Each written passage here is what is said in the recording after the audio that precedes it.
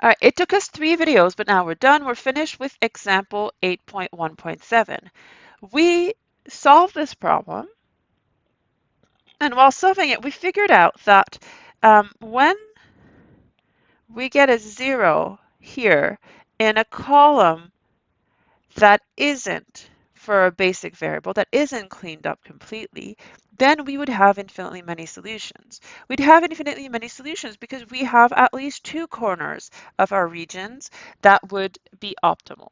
To find the second corner, you pivot on that column that has a 0. So in this case, we pivoted on S3.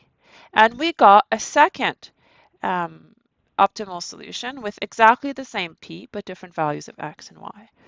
Geometrically, what happens is we have an entire line segment of optimal solution, and that entire line segment is parallel to what are called level curves of the function p. And so everything from A to B is an optimal solution in the allowable region, and so we could write it like this.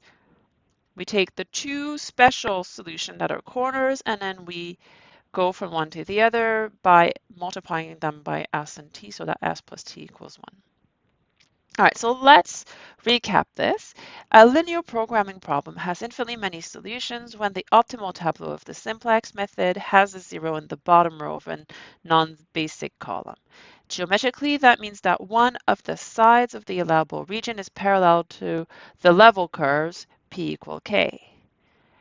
To find all infinitely many optimal solutions, you find one optimal vertex by applying the usual simplex method. All right, so that's the part that we didn't do in the last problem because we already know how to do this. So we gave you the optimal tableau. We didn't have to find it, but if it's a regular problem, you would find it. And then you have to find all other optimal vertices. And so for each non-basic column, which has a 0 in the last row of the optimal tableau, so that was only S3 in our example, you start from the optimal tableau and you pivot on that column. The new optimal solution will have the same value of p, but would have different values of x and y.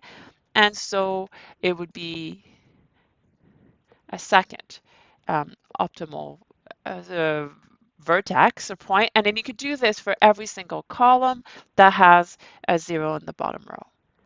All right, so to find all optimal solution afterwards, you put the variables here that you care about, and then you start putting your optimal solution that you find. So the first optimal solution, the second one, and you keep going. For this class, we'll only give you 2, but you could have more in a general setting. And then S1 and S2 and all of them, they're all in 0, 1, so all between 0 and 1, and they need to add up to 1 so that you're staying between the vertices that are optimal that you've already found.